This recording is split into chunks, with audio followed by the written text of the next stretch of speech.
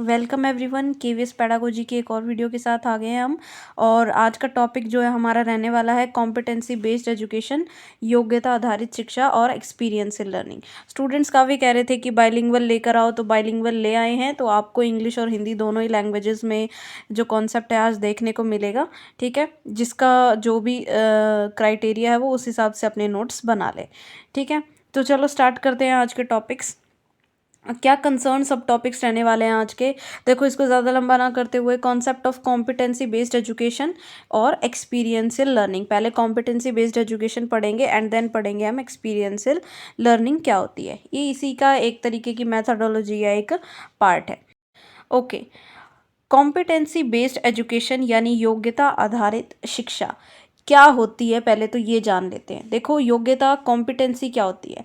Competency होती है आपकी स्किल, कोई भी स्किल आपने एजुकेशन से अपनी से क्या सीखा वो आपकी स्किल होती है। क्या काम आप उससे रिलेटेड फिजिकली वर्ल्ड में कर सकते हो। ठीक है, कोई तो स्किल है जो आपने सीखी होगी। ये बात करती है स्किल बेस्ड एजुकेशन। जो स्किल पे बेस्ड एजुकेशन है ना, उसे हम कहते हैं कॉम्पिटेंसी बेस्ड एजुकेशन यानी योग्यता आधारित शिक्षा। इसके अंदर 3 मेन टर्म्स होती हैं फ्रेंड्स, नॉलेज, स्किल और एबिलिटी। नॉलेज के कंसर्न कोई भी टॉपिक है उसके बारे में आपको नॉलेज कितनी है।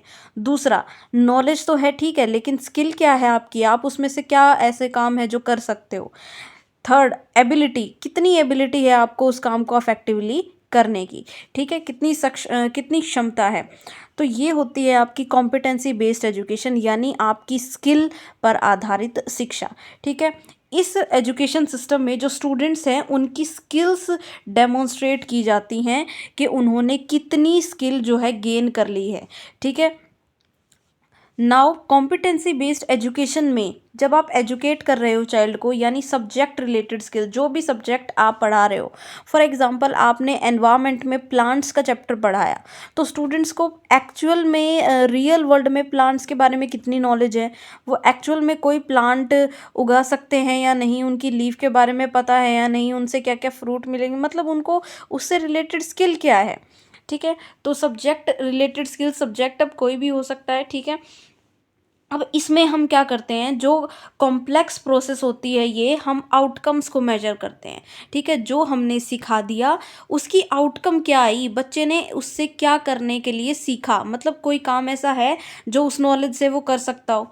ठीक है, सो इसके अंदर कोर स्किल्स को डेवलप करने का कॉन्सेप्ट है, ना कि कंटेंट को कंप्लीट कराने का। ये नहीं कि सिर्फ लेसन कंप्लीट करा दिया, ट्रीज़ का चैप्टर है उसको कंप्लीट करा दिया, लेकिन अगर रियल वर्ल्ड में अगर चिल्ड्रन से कुछ पूछ लिया जाए या उसे कुछ करने को कह दिया जाए तो वो ना कर पाए।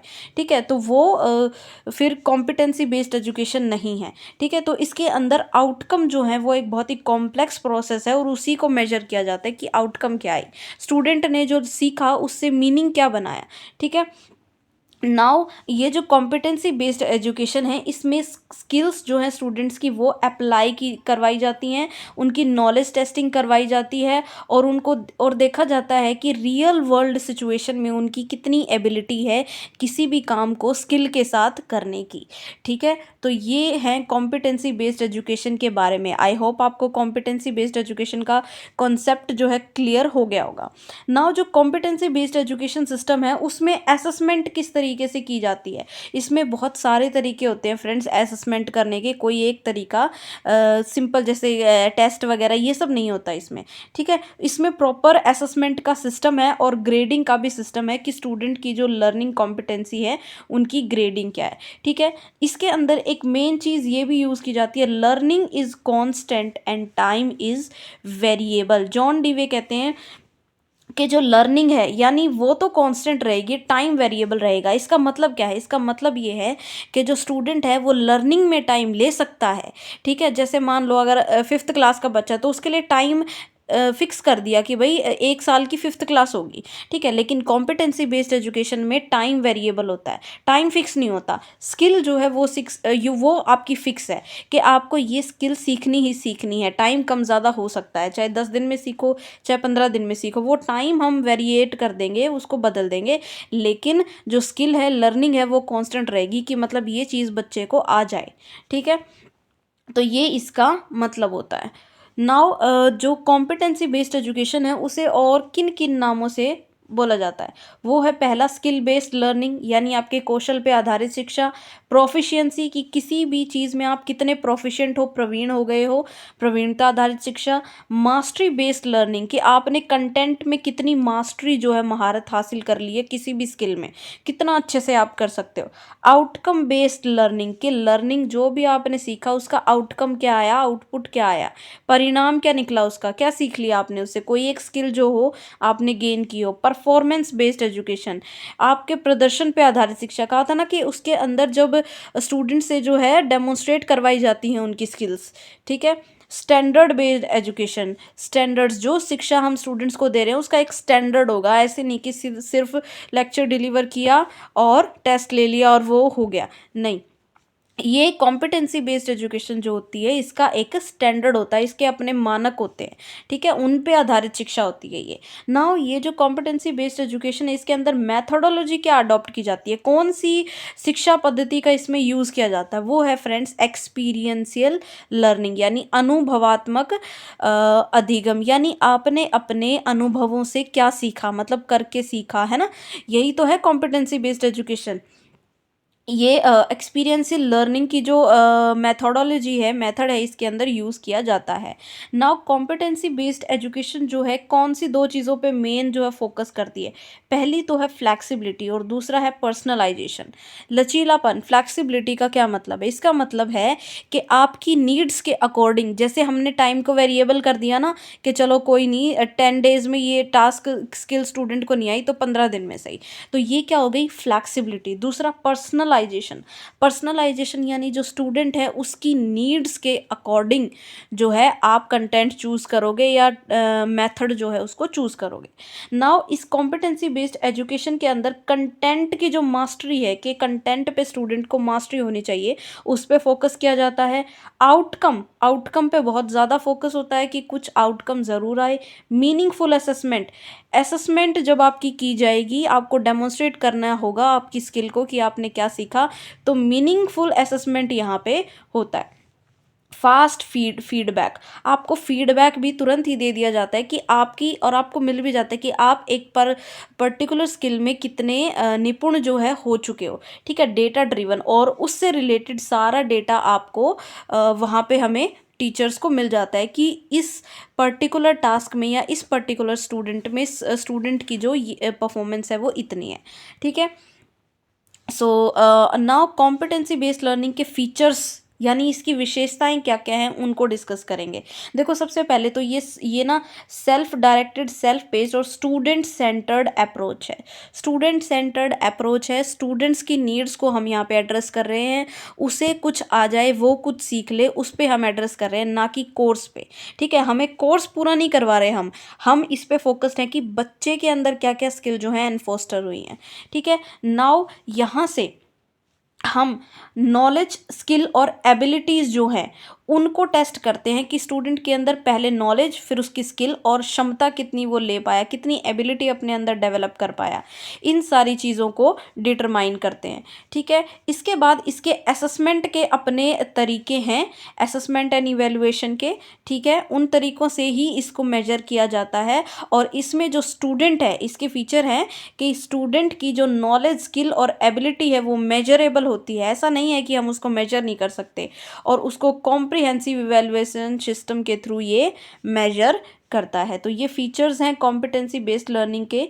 नाउ इसको मेजर कैसे किया जाता है, कौन कौन से तरीके हैं इसको मेजर करने के। पहला है फॉर्मेटिव असेसमेंट, रचनात्मक आंकलन, फॉर्मेटिव असेसमेंट। और ये जो चीज़ें हैं असेसमेंट, ये हम बाद में पढ़ेंगे जब असेसमेंट का टॉपिक आएगा तब डिटेल में, ठीक है। अभी ये मेथड्स देख लो, फॉर्मेटिव असेसमेंट, समेटिव असेसमेंट, सारांशित मूल्यांकन, और आपने बीएड में पढ़ा भी होगा, ये बहुत ईजी है, ज़्यादा डिफिकल्ट भी नहीं है।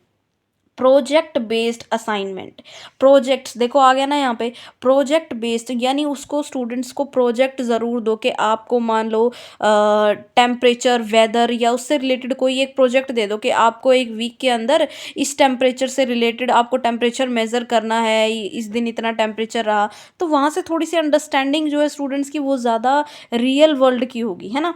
तो नाउ कॉम्पिटेंसी बेस्ड एजुकेशन के अंदर जो स्टूडेंट्स का रिपोर्ट कार्ड होता है, ठीक है, वो उनकी कॉम्पिटेंसीज को बताता है, उनकी स्किल्स को बताता है, ना कि उनकी नॉलेज को, कि उनके अंदर सिर्फ कितनी नॉलेज है, सब्जेक्ट कंटेंट उनको कितना पता है कितना नहीं पता, वो नहीं, उनकी स्किल्स को बताता है ये जो रिपोर्ट कार्ड होता है कॉम्पिटेंसी बेस्ड एजुकेशन में। जैसे अभी जो ट्रेडिशनल है एजुकेशन सिस्टम, उसके अंदर सिर्फ बताता है कि भाई इसमें इतने, ये इन सब्जेक्ट में इतने मार्क्स हैं, यानी उस कंटेंट को वो स्टूडेंट जानता है, ठीक है। लेकिन यहाँ पे स्किल्स जो हैं उनको स्पेसिफाई किया जाता है इस कंटेंट कॉम्पिटेंसी बेस्ड एजुकेशन के रिपोर्ट कार्ड में। और जो नॉलेज स्टूडेंट ने हासिल की है उसको रियल वर्ल्ड में वो अप्लाई करना जानता है या नहीं, ये इसकी मेन थीम है। ट्रेडिशनल एजुकेशन और कॉम्पिटेंसी बेस्ड एजुकेशन में दोनों में अंतर थोड़ा सा मैं यहाँ पे बता देती हूँ। वैसे तो कोर्स में इसको पूछा नहीं गया है, लेकिन यहाँ से एक ओवरव्यू मिल जाएगा, यहाँ पे आपको बिल्कुल दिमाग में चीज़ें बैठ जाएंगी कि कॉम्पिटेंसी बेस्ड एजुकेशन होती क्या है।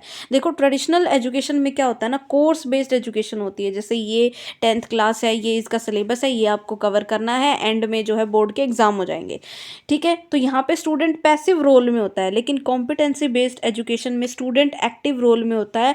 यहाँ स्टूडेंट को ने नॉलेज कितनी गेन की, स्किल कितनी गेन की और उसकी एबिलिटी क्या है, उसके ऊपर वर्क किया जाता है। जो कोर्स बेस्ड एजुकेशन होती है उसके अंदर लेक्चर्स होते हैं, है ना, चाहे ऑनलाइन हो जाए चाहे ऑफलाइन हो जाए, यानी क्लास में पढ़ाई और टाइम फिक्स होता है। लेकिन कॉम्पिटेंसी बेस्ड एजुकेशन में ये फिक्स नहीं होता, ठीक है। इसमें एक्सपर्ट्स का बनाए हुए रिसोर्सेज होते हैं, लेक्चर्स तो होते ही हैं, प्रोजेक्ट भी होते हैं, ऑनलाइन भी हो सकता है, फेस टू फेस भी होता है, और इसमें टाइमिंग और ये सारी चीज़ें फ्लेक्सिबल रहती हैं। पर्सनलाइज चिल्ड्रन की जो नीड होती है उन्हीं के अकॉर्डिंग एजुकेशन सिस्टम होता है। इसके अंदर कोर्स बेस्ड एग्ज़ाम और प्रोजेक्ट होते हैं, लेकिन जो कॉम्पिटेंसी बेस्ड एजुकेशन है उसमें कोर्स बेस्ड नहीं होता, उसमें स्टूडेंट की स्किल बेस्ड होता है। इसमें सेमेस्टर सिस्टम होते हैं और क्रेडिट आवर्स होते हैं कि स्टूडेंट को कम से कम इतने आवर्स तो पढ़ना ही है। लेकिन इसके अंदर कॉम्पिटेंसी बेस्ड एजुकेशन जो है उसके अंदर सेमेस्टर सिस्टम ऐसा कोई चीज़ नहीं है, फ्लेक्सिबिलिटी ऑफ टाइमिंग है, टाइम वेरिएबल होता है इसके अंदर, ठीक है। ऐसा क्वेश्चन भी आ सकता है कि भाई कॉम्पिटेंसी बेस्ड एजुकेशन में कौन सी चीज़ वेरिएबल है, तो टाइम जो है वो वेरिएबल है, ठीक है। नाउ सिंगल फैकल्टी परफॉर्म, एक ही सिंगल फैकल्टी ही बहुत सारे काम करती है, जैसे सब्जेक्ट मैटर एक्सपर्ट का भी, वही पढ़ाती भी है, वही एडवाइस भी करती है, वही करिकुलम को डिज़ाइन करती है, ठीक है। लेकिन कॉम्पिटेंसी बेस्ड एजुकेशन में मल्टीपल मेथड्स तो असेसमेंट के होते हैं, बहुत सारे मेथड, और बहुत सारे मेथड कॉम्पिटेंसीज को मास्टर करने के होते हैं। स्पेसिफिक करिकुलम डिज़ाइनर अलग से होता है, ठीक है। कोचेज आपके अलग होते हैं, सब्जेक्ट मैटर एक्सपर्ट अलग से होते हैं, और टीचर्स जो है वो अलग से होते हैं ना। जो हिंदी वाले स्टूडेंट्स हैं वो यहाँ से इसका स्क्रीनशॉट ले सकते हैं, ठीक है। ये मैंने इसको हिंदी में भी यहाँ पे डाला हुआ है। तो ये हो गए हमारे पास ट्रेडिशनल एजुकेशन और कॉम्पिटेंसी बेस्ड एजुकेशन में difference. Okay, now experiential learning, यानी अपने अनुभव से, अपने एक्सपीरियंस से सीखना, ठीक है, ये कहलाती है एक्सपीरियंशियल लर्निंग, ठीक है। नाउ इसके अंदर एक और टर्म जो है वो यूज़ की जाती है, रिफ्लेक्शन ऑन डूइंग, कि जो भी आपने करके सीखा है उसके ऊपर आप रिफ्लेक्शन ज़रूर डालो, कि एक बार आपको बैठ के ये ज़रूर सोचना है कि आपने जो भी सीखा उससे आपने जो भी काम किया उससे आपने क्या सीखा, कुछ ना कुछ मीनिंग ज़रूर उसका निकलना चाहिए। इसलिए इसे एक मीनिंग मेकिंग प्रोसेस भी कहा जाता है, कि आपने जो भी करके काम किया, सीखा, स्किल सीखी, उससे आप कुछ ना कुछ मीनिंग ज़रूर ड्रॉ आउट करो, ठीक है। अनुभवों से आपको अर्थ निर्माण करना है। नाउ जो एक्सपीरियंशियल लर्निंग है वो सिनोनिमस हो सकती है, मतलब इनसे रिलेटेड ज़रूर हो सकती है लेकिन इनके जैसी नहीं होती। जो एक्सपीरियंशियल लर्निंग है उसको आप एक्टिव लर्निंग नहीं कह सकते, क्योंकि इसके अंदर एक टर्म ऐड होती है जिसे हम कहते हैं learning by reflection on doing. देखो, एक्टिव लर्निंग में क्या हो गया, जैसे आप एक्टिवली अभी खुद से कुछ ना कुछ अपना करके सीख रहे हो, ठीक है, वो हो गई आपकी एक्टिव लर्निंग। लेकिन उसके बाद आपने जो किया, आपने उसको बैठ के सोचा कि हाँ ये चीज़ें इस तरीके से हुई और आपने उसमें से मीनिंग मेक आउट किया, वो होती है एक्सपीरियंशियल लर्निंग, कि आपने अपने अनुभव से या एक्सपीरियंस से कुछ सीखा है। तो ये जो टर्म्स है choice learning, cooperative learning, service learning, इनसे रिलेटेड है एक्सपीरियंशियल लर्निंग, बट इनके इक्वलाइज नहीं है। ठीक है। नाउ जॉन डीवे एक्सपीरियंशियल लर्निंग के बारे में दो टर्म्स बोलते हैं, हैविंग एंड नोइंग। हैविंग किसी कोई चीज़ जो है उसका होना आपके पास, और नोइंग दूसरा उसको जानना। हैविंग, नाउ हैविंग का मतलब है यहाँ पे कि आपका आपके लाइफ इवेंट जो हैं उनके साथ क्या है, कांटेक्ट है, कि आप जो भी कर रहे हो अभी, है ना, वो आपके लाइफ इवेंट है, आप उनके साथ कांटेक्ट में हो। लेकिन क्या आप उनको सही से जानते भी हो, तो वो नोइंग में आ जाता है, कि इंटरप्रिटेशन ऑफ एक्सपीरियंस, कि आपने अपने पास्ट में जितने भी एक्सपीरियंस किए हैं उनसे आपने क्या सीखा, क्या इंटरप्रेट किया, क्या आप उनको सही से एनालाइज कर पाए। तो ये है concept of experiential learning. Now experiential learning की नेचर क्या है? देखो इसकी नेचर है कि इसके अंदर जो पर्सन है वो करके सीखता है, जैसे लैब टास्क हो गए, प्रोजेक्ट हो गए, स्पोर्ट्स हो गया, प्लांटिंग हो गई। यहाँ पे जो पर्सन है वो खुद से अपने अनुभव जो है लेता है किसी भी लर्निंग में, किसी भी प्रोसेस में, टास्क में। ठीक है, जैसे स्पोर्ट्स हो गया, प्लांटिंग हो गई, है ना, समझ गए हो गए ये। तो पर्सनल लर्निंग बाय एक्सपीरियंस, यहाँ पे पर्सन की खुद की एक जो है वो लर्निंग होती है अपने खुद के एक्सपीरियंसेस से। नाउ जो experiential social group process, experiential learning एक सोशल ग्रुप प्रोसेस आप कह सकते हो, क्योंकि जब आप कुछ भी करके सीख रहे हो तो सोसाइटी में कुछ ना कुछ रोल तो है, आपके फ्रेंड्स हैं आपके साथ, आपके पीयर्स हैं, और उसका सोसाइटी में कुछ ना कुछ यूटिलाइजेशन है। तो इसीलिए वो जो लर्निंग है वो एक्सपीरियंशियल लर्निंग से रिलेट करती है। एक्सपीरियंशियल लर्निंग क्लासरूम में किस तरीके से होती है, जैसे रोल प्ले कर सकते हो आप, अगर आप as a teacher experiential learning देना चाहते हो स्टूडेंट्स को, तो आप रोल प्ले करवाओ, drama, games, audio visual aids का यूज़ करो, क्योंकि ऑडियो विजुअल में क्या होता है ना, एक रियल वर्ल्ड सा दिखता है उसको, स्टूडेंट को, और वो अपने आप से भी उसको रिलेट कर पाता है। तो experiential learning competency based education का ही मेथड है। कॉम्पिटेंसी बेस्ड एजुकेशन अगर हम देना चाहते हैं तो एक्सपीरियंशियल लर्निंग का हमें क्लासरूम में ज़रूर यूज़ करना चाहिए, और उसके लिए मेथड्स यहाँ पे ये दिए हुए हैं। ठीक है। नाउ डेविड कॉल्ब ने मॉडल दिया है एक्सपीरियंशियल लर्निंग का। देखो मैं इसी पेज पे ये पूरा मॉडल जो है आपको एक्सप्लेन कर दूंगी। ठीक है, ज़्यादा फिर बहुत लंबा हो जाता है इसके अंदर, तो नंबरिंग मैं यहीं दे रही हूँ। पहला है कॉन्क्रीट एक्सपीरियंस, दूसरा रिफ्लेक्टिव ऑब्जर्वेशन यानी चिंतनशील अवलोकन, तीसरा है एब्स्ट्रैक्ट कॉन्सेप्चुअलाइजेशन यानी सार की अवधारणा, और फोर्थ है एक्टिव एक्सपेरिमेंटेशन। ये चारों जो हैं ये एक साइक्लिक प्रोसेस है। ठीक है, जो डेविड कॉल्ब है वो कहते हैं कि एक्सपीरियंशियल लर्निंग जो है वो 4 स्टेप्स में होती है, 4 स्टेजेस में होती है। ठीक है, पहली स्टेज, ठीक है, नाउ मैं आपको पहली स्टेज एक्सप्लेन कर रही हूँ, तो इसके नोट्स आप बना लेना।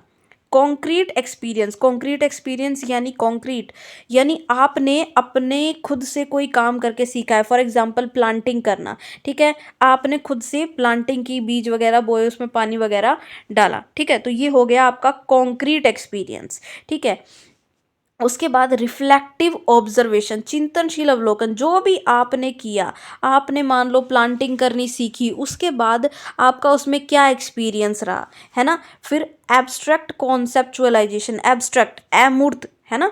तो एब्स्ट्रैक्ट कॉन्सेप्ट क्या बना आपके माइंड में उसके लिए, कि आपने जो क्या सीखा उस एक्सपेरिमेंट से, या जो भी आपने एक्सपीरियंस किया, कि आपने प्लांटिंग के बारे में क्या सीखा, कि किस तरीके से पानी देना चाहिए, कितना, कितने बीज कितनी लैंड पे यूज़ करने चाहिए, है ना, कब कब उनको पानी डालना है, उनको धूप की ज़रूरत होती है, पूरा कॉन्सेप्ट उसके बारे में जो भी आपने सीखा, कि वो कॉन्सेप्ट आप अपने माइंड में ला पाए या नहीं ला पाए। ठीक है, उसके बाद एक्टिव एक्सपेरिमेंटेशन, उसके बाद जब आपने ये सारा एनालाइज कर लिया, कंक्लूड कर लिया अपने माइंड में, फिर आप नई चीज़ों के साथ उसको प्लान करोगे, और फिर से जो आपने सीखा है उसको फिर से अपने एक्सपीरियंसेस में लेकर आओगे। तो ये साइकिल जो है एक्सपीरियंसेस लर्निंग की, ये इस तरीके से चलती है। मान लो पहले कोई कमी रह गई थी, तो नेक्स्ट टाइम जब आप उसको करोगे तो उस कमी को आप कन्क्वेयर कर लोगे, और अच्छे से उस प्रोसेस को करोगे। तो ये है 4 स्टेजेस जो डेविड कॉल्ब का मॉडल है एक्सपीरियंशियल लर्निंग का, उनके अकॉर्डिंग। नाउ एडगर डेल ने भी क्लासिफाई किया है, इन्होंने एक्सपीरियंस को 3 टाइप्स में क्लासिफाई किया है फ्रेंड्स। पहला डायरेक्ट, ये कहते हैं कि जो एक्सपीरियंस है वो 3 तरीके से लिया जाता है। पहला है होता है डायरेक्ट, खुद से करके, दूसरा है इनडायरेक्ट, और तीसरा है अमूर्त। देखो अब इन तीनों के एग्जाम्पल मैं आपको बताती हूँ। डायरेक्ट एक्सपीरियंसेस कौन से होते हैं, ये दिख रहे हैं आपने, ये हमने उसमें पढ़ा था लर्निंग ऑब्जेक्टिव्स में, है ना। तो ड्रामेटिक पार्टिसिपेशन, कॉन्ट्राइव्ड एक्सपीरियंस और डायरेक्ट और पर्पसफुल एक्सपीरियंस, ये क्या है, डायरेक्ट एक्सपीरियंस। पर्सन ने इनको जब काम वो खुद से करके सीखता है तो वो किस में आता है, डायरेक्ट एक्सपीरियंसेस में। सेकंड है इनडायरेक्ट एक्सपीरियंस। इनडायरेक्ट एक्सपीरियंस यानी आपने बच्चों के सामने ले जाके कोई एक्टिविटी डेमोन्स्ट्रेट कर दी, किसी फील्ड ट्रिप पे ले गए, एग्जिबिट पे ले गए, ठीक है, तो ये क्या है, इनडायरेक्ट एक्सपीरियंस है। और एब्स्ट्रैक्ट, अच्छा मोशन पिक्चर, रेडियो रिकॉर्डिंग, ये भी इनडायरेक्ट में आते हैं। इसके बाद एब्स्ट्रैक्ट में क्या आता है, एब्स्ट्रैक्ट मतलब यानी जो कॉन्सेप्ट टेक्स्ट में है या आपकी बुक्स में लिखा हुआ है वो है एब्स्ट्रैक्ट। तो इसके अंदर आते हैं वर्बल सिंबल, विजुअल सिंबल, ठीक है, आपने टेक्स्ट बुक में उनको पढ़ाया। तो ये कैसा है, एब्स्ट्रैक्ट एक्सपीरियंस स्टूडेंट्स के लिए। तो सबसे ज़्यादा जब हमने इकोन ऑफ एक्सपीरियंस पहले भी पढ़ा था तो उसमें मैंने आपको क्लियरली बताया था कि जो नीचे वाले होते हैं ये मोस्ट बेनिफिशियल होते हैं स्टूडेंट के लिए, है ना, टीचिंग लर्निंग में। तो ये तो मोस्ट बेनिफिशियल होते हैं और ये सबसे लीस्ट बेनिफिशियल होते हैं स्टूडेंट्स के लिए, सबसे कम बेनिफिशियल होते हैं, ठीक है। तो सबसे ज़्यादा एक्सपीरियंस जो काम में आता है, जो सबसे ज़्यादा स्टूडेंट जहाँ से सीखता है वो है डायरेक्ट एक्सपीरियंसेस से, ठीक है। तो यही एक्सपीरियंशियल लर्निंग हमें बताने की कोशिश करती है।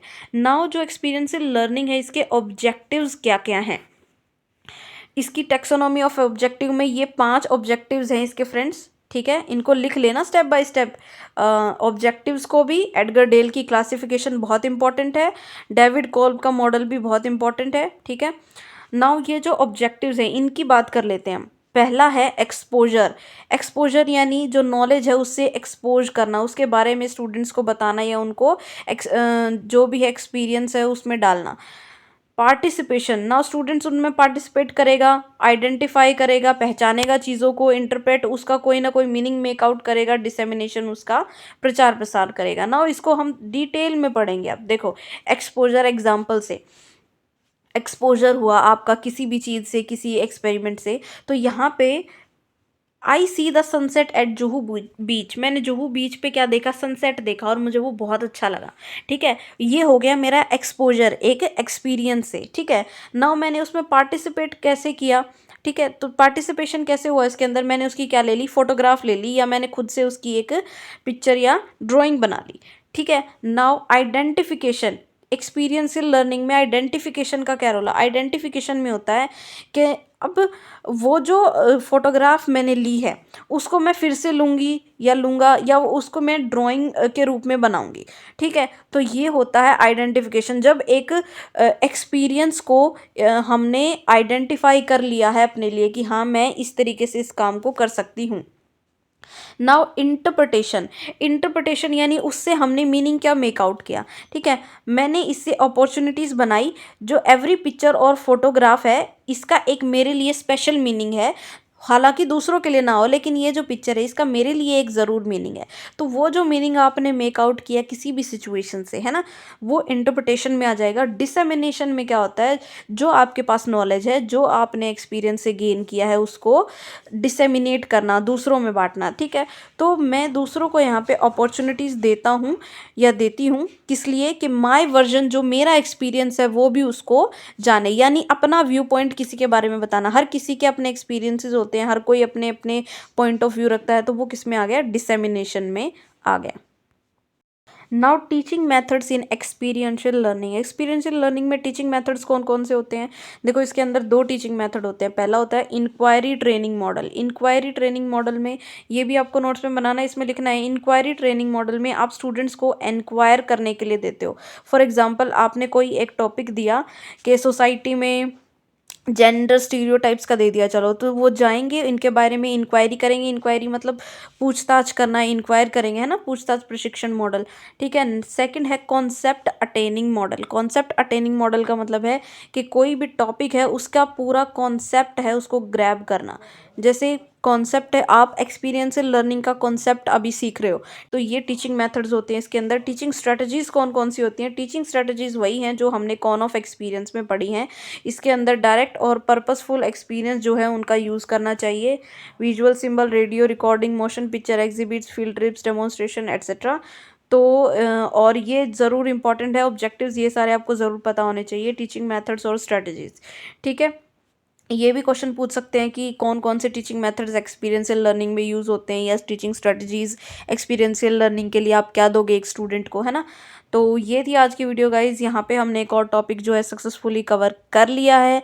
केवीएस की प्लेलिस्ट जो है उसको ज़रूर ज्वाइन कर लो। जो भी नई वीडियो ऐड होगी आपको टेलीग्राम पे और प्लेलिस्ट में मिल जाएगी, तो टेलीग्राम को भी ज्वाइन कर सकते हो। Have a good day guys and all the best.